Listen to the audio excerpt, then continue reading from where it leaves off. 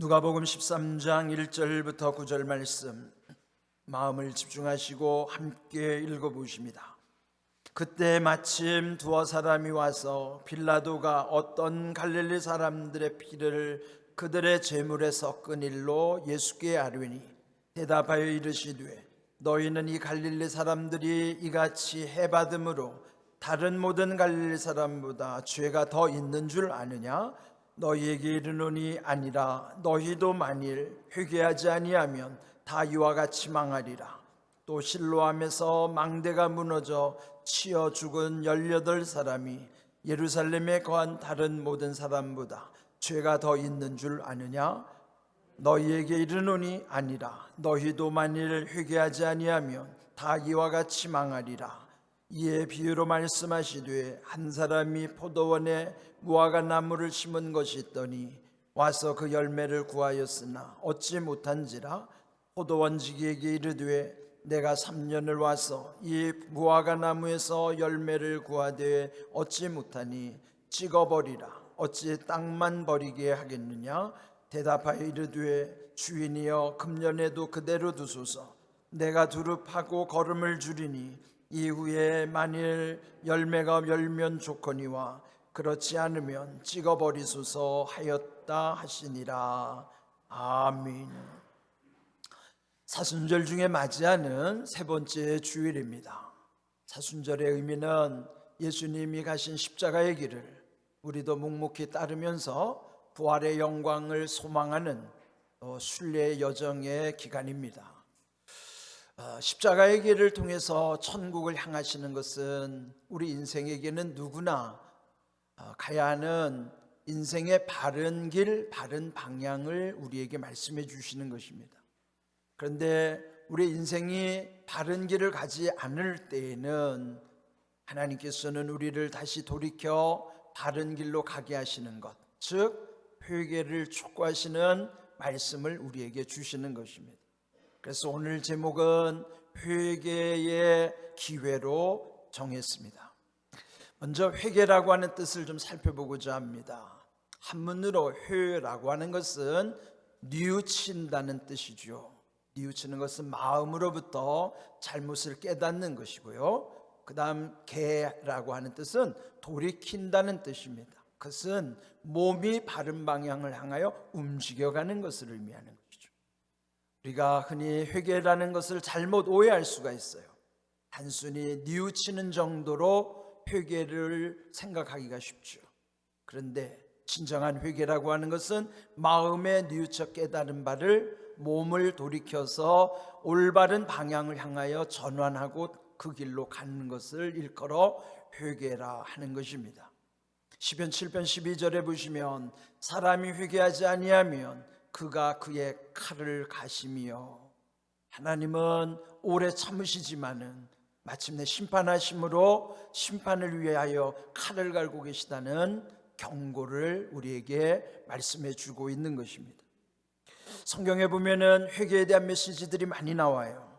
특별히 예수님 사역 초기에는 이 강렬한 메시지를 통해서 많은 이들을 주님께로 돌아오게 하는 것이었죠. 마태복음 3장 2절 그리고 4장 17절에 이 메시지가 있습니다. 3장 2절은 세례 요한이 외쳤던 메시지고 4장 17절은 예수님의 메시지입니다. 그 두 분의 메시지가 똑같은 거예요. 회개하라, 천국이 가까이 왔느니라. 말씀드린 것처럼 회개라고 하는 것은 천국을 향하여 바른 방향으로 이끌어 주시기 위한 하나님의 뜻인 것이죠. 그러므로 회개하지 않으면 그 천국으로 갈 수가 없는 것이죠. 바른 길이라는 것은 천국을 향하는 방향일 뿐만이 아니라 하나님을 향하는 길인 것이죠. 그런데 하나님을 등지고 하나님으로부터 멀어지면 결국 천국으로 갈 수가 없는 것이죠. 이렇게 회개의 기회를 우리는 놓치어서는 안 되는 것입니다. 인생의 많은 기회 중에서 소중한 기회는 회개의 기회입니다. 회개의 기회를 놓치면 후회할 수밖에 없는 인생인 것이죠. 뿐만 아니라 회개 속에는 회복의 의미도 있습니다. 마가복음 1장 15절 때가 찼고 하나님의 나라가 가까이 왔으니 회개하고 복음을 믿으라. 회개라는 것은 하나님께로 바른 방향을 향하는 것이지만 그러므로 믿음과 연결되는, 즉 믿음이라는 것은 예수님과의 바른 관계를 맺는 것이죠. 그럼으로써 우리 삶이 회복해 하시는 은혜를 그 속에 담고 있는 것입니다. 그럼에도 불구하고 왜 사람들이 회개의 기회를 잃어버리거나 놓치게 될까요? 오늘 이 본문에 보면 아주 중요한 두 사건을 통해서 예수님이 우리에게 아주 강력하게 회개를 촉구하시는 말씀이 있습니다. 1절에 보시면 두어 사람이 예수님을 찾아와서 이렇게 말씀하는 거예요. 빌라도 총독이 어떤 갈릴리 사람들의 피를 그들의 제물에 섞었습니다. 네, 요거는 좀 설명이 필요합니다. 갈릴리라고 하는 곳은 예루살렘 왕이 살고 있는 그 예루살렘의 큰 도성에서부터도 멀리 떨어져 있는 북쪽의 변방의 조그만 시골이에요. 근데 그 갈릴리 사람들도 명절을 맞이하면 이 예루살렘 성전에 와서 하나님께 제사를 드리는 것이에요. 제사를 드리려면 제물을 잡아야 되는데 그때 갈릴리 사람들이 제물 드리는 것을 빌라도가 군사를 보내 그들을 죽이는 끔찍한 일이 벌어졌습니다.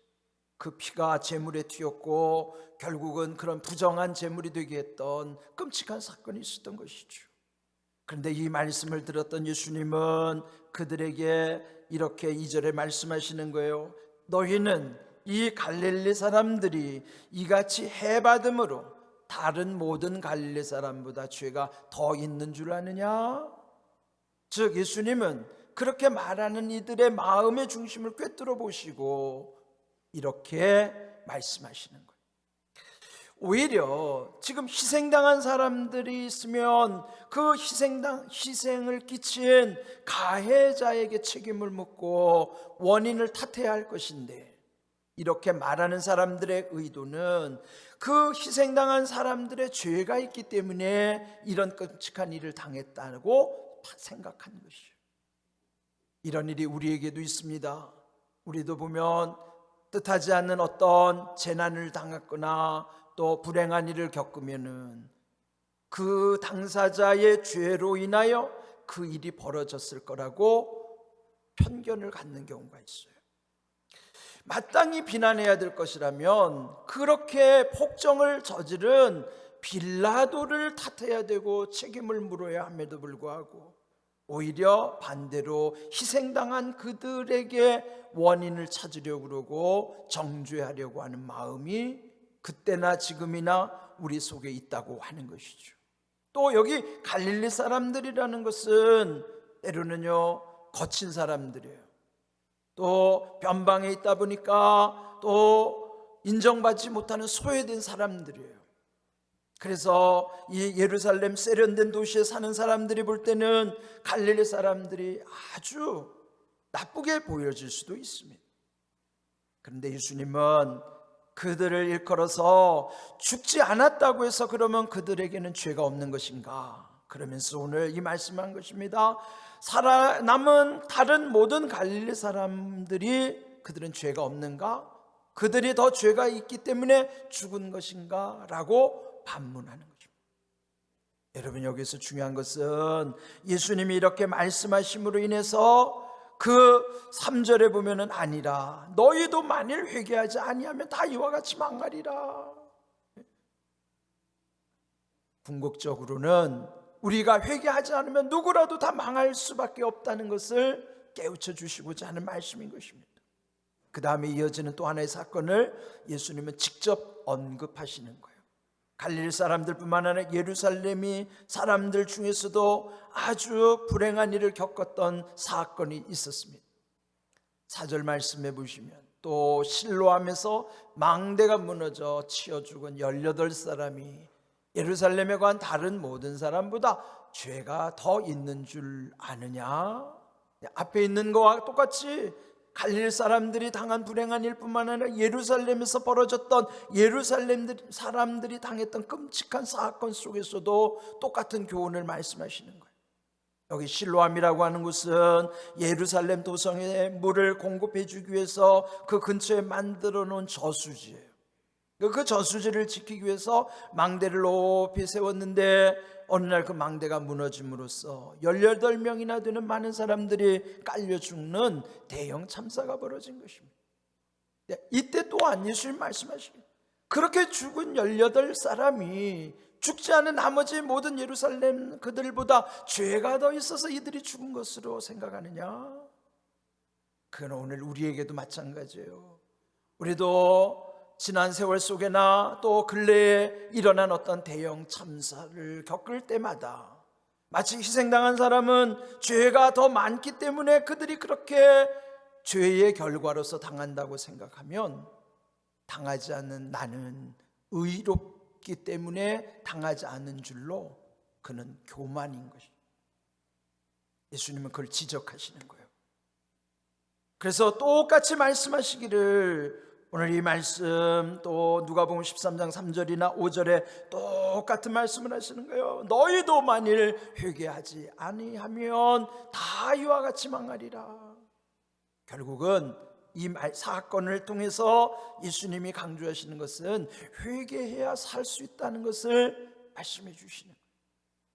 변방의 갈릴리라고 중심의 예루살렘이라고 그 죄의 문제를 특정인에게 전가하는 것이 아니라 우리 모두가 다 죄인이기 때문에 하나님께 바르게 옳게 회개의 영으로 살아갈 때만이 우리가 살아갈 수 있다는 것을 소망이 있음을 말씀해 주시는 내용인 것입니다.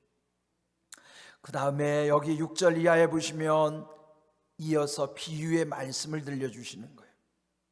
그 앞에서 말씀하신 두 사건은 실제 있었던 사실이고 그와 견주어서 또 비유하시는 말씀 속에는 상징적으로 깨우쳐 주시고자 하는 말씀인 거예요. 여기 보시면은 어떤 한 사람이 포도원에 무화과를 심었다 그랬어요. 우리 생각에 포도원에는 포도나무가 있는 것은 당연한 것인데 포도나무가 있어야 하는 포도원에 무화과 나무도 심겨져 있다고 하는 것은 이거는 아주 특별한 주인의 관심과 배려요 은혜라고 할 수 있습니다. 이스라엘의 흔한 나무는 이 포도나무나 무화과나무, 올리브나무예요. 그 중에 이 무화과나무는 아무 데서나 잘 자라기 때문에 보통 길가에도 많이 심겨져 있는 거예요. 그러나 이 본문에서 포도원의 무화과나무라고 하는 것은 주인의 특별한 관심이 있다는 얘기죠. 그런데 여기 보시면 3년이 지났어도 열매를 맺을 수가 없다고 하는 거예요. 3년이나 기다렸다는 것은 열매를 맺어야 하는 때로부터의 3년을 더 기다리신 것이죠. 오래 주인이 기다리고 참았음에도 무화과나무에 열매가 없는 것입니다. 그래서 결국은 그 포도원지기에게 말하기를 7절에 보시면 3년을 와서 이 무화과나무에서 열매를 구하되 어찌 못하니 찍어버리라. 어찌 땅만 버리게 하겠느냐. 얘는 뭐 우리가 생각해도 당연하겠죠. 그때 포도원지기의 이 주인을 향한 간청이 아주 중요한 의미를 지니는 말씀입니다. 여기 8절 말씀해 보시면 포도원지기가 대답하여 이르되 주인이여 금년에도 그대로 두소서 내가 두릅하고 거름을 주리니. 지금 이 포도원지기는 오히려 주인에게 간하여 올해 더 기회를 달라고 하시는 거예요. 여기에 상징적 의미는 주인은 하나님 아버지를 일컫는 것이고 포도원지기는 예수님을 일컫는 표현이에요. 여기서 예수님과 우리의 관계가 어떤 것인지 아시죠? 예수님은 늘 우리를 돌보시기도 하시지만은 하나님의 진노가 다가오는데도 진노를 막아주시는 거예요. 왜 우리가 예수님과 함께 있어야 되고 예수님과 동행해야 되는가요? 다가오는 진노로부터 우리를 막아주시는 것이 예수님의 은혜이기 때문입니다. 오늘 이 본문 말씀에 이렇게 말씀하신 것은 누가복음 3장 8절 예수님은 회개에 합당한 열매를 강조하시는 말씀이 나와요. 그러므로 회개에 합당한 열매를 맺고 속으로 아브라함이 우리 조상이라 말하지 말라. 이 돌들로도 아브라함의 자손이 되게 하시리라. 그들은 스스로 조상 아브라함의 후손이라는 것을 자랑하면서 자신들은 돌이킬 줄 모르고 자만하고 교만한 삶을 살아갔던 것입니다. 그런데 오히려 예수님은 하나님이 하시고자 하면 이 돌들로도 아브라함의 자손을 만들 수가 있다. 그는 자만하지 말라는, 그러면서 회개에 합당한 열매를 맺으라고 말씀하시는, 이 앞에서의 두 가지 사건을 통해서는 회개가 얼마나 중요한 것인가를 강조하셨다면, 회개 이후에는 그에 합당한 열매를 하나님이 우리에게 원하신다는 사실을 알려주시는 말씀이에요. 왜 그럴까요? 이 회개에 합당한 열매, 또 회개의 기회를 잃어버리면 결국은 하나님의 심판과 진노가 이를 수밖에 없기 때문에, 그래서 바울 사도는 로마서 2장 5절에서 이렇게 말씀합니다. 다만 내 고집과 회개하지 아니한 마음을 따라 진노의 날 곧 하나님의 의로우신 심판이 나타나는 그날에 임할 진노를 내게 쌓는도다. 회개하지 않으면 심판을 향하여 하나님의 진노가 계속 쌓여지고 있다는 것이죠. 그런데 왜 회개의 기회를 잃어버릴까요? 우리 고집 때문이기도 하고 회개하지 않는 마음 때문이고, 고집이라는 건 알면서도 계속 그것을 주장하고 나가는 것이죠. 또 회개하지 않는 여러 가지 이유 중에는 깨닫지 못했을 경우도 있습니다. 어찌하든지 회개의 기회를 놓쳐버리면 결국 심판을 향하여 하나님의 진노가 쌓이고 있다는 사실을 기억해야만 하는 것입니다. 여기서 회개에 합당한 열매라는 것은 마태복음 5장 16절에 보시면은 그리스도인의 비유 가운데 그리스도인을 그 소금과 빛에 비유하시면서 특별히 너희도 이같이 너희 빛을 사람 앞에 비치게 하여 그들로 너희 착한 행실을 보고 하늘에 계신 너희 아버지께 영광을 돌리게 하라. 즉 회개에 합당한 열매라는 것은 믿지 않는 이들로 하여금 우리의 착한 행실을 보고 하늘에 계신 하나님 아버지께 영광을 돌리게 하는 것입니다. 이것은 삶의 변화이죠. 그러므로 철저한 회개 가운데는 이런 놀라운 변화도 있는 것이에요.